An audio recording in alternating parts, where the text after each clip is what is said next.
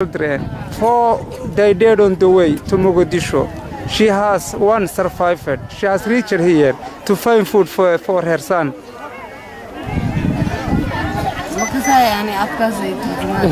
Yeah, she just she has 5 children and 4 dead from the way to reach her Mogadishu.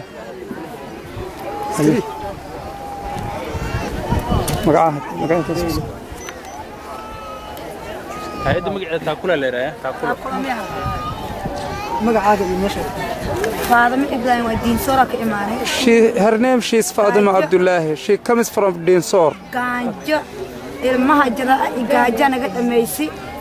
She just came hunger and starvation. She reached Mogadishu. محلو سيمون ما أنت بدر يوبر يسليب. She has received food today, vegetable oil, rice and with flour. She has received from Taakulo Somaliland community. This project was funded by Danish Muslim Aid. dadka deeqdan ku sii maxaad ugu baaqnaa maxay ugu baaqnaa yaa hay guul hasiyo. Thanks to Danish Muslim Aid. Thanks to Danish Muslim. We hope they're successful and we just read dua for them.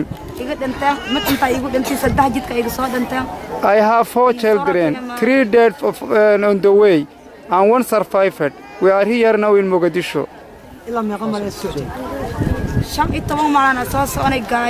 She has been walking 15 days from the resort.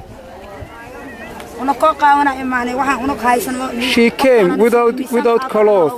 She has been walking without shoes. She has been starving.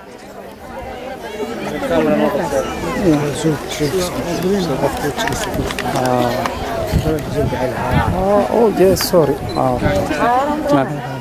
يورنا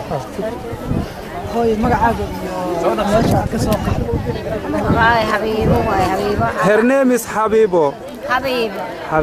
حبيبة على أنا كنت جملة الصومالية لما كنت هذا الماء هذين عاودة التلفزيون كساسة كقولينه لا تاني الشغل جد كتيرني ولا وعبا ولقاين حمر إيمانا برجع لإيمان أنا وحنا كلنا وكونوا قرينا هذا دودي دهم القف كان لما يضيفون ها أنتوا نوكاني على الجسسي دانتوا كانوا قبض حقك تمدين دين صار وكاين مدلو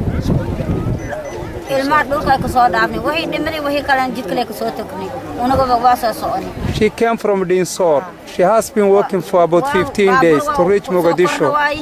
Many children have died on the way. They buried a number of children on the way.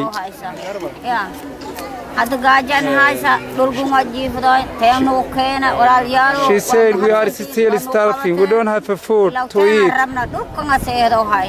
Yeah. We don't have anything to sleep. Still we are starving. We need to help, more help. Thanks to Danish Muslim Aid. Yeah, we have been herding a cattle and sheep. We lost all our livestock there. Inta arur ka dhimatay wadada intee kaaga soo dhimatay intaad arur sidii shan jidka soo dhaafnay 5 children have died on the way. She buried on the road on the way. geed hoostiisa ka soo tagnay seebayna naftan qofkiidayna wada oo hayta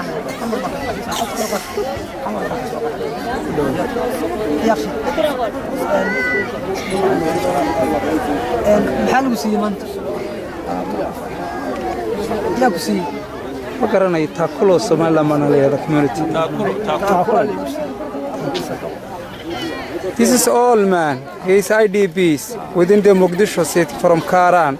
He received the food today. He thanks to Danish Muslim Aid.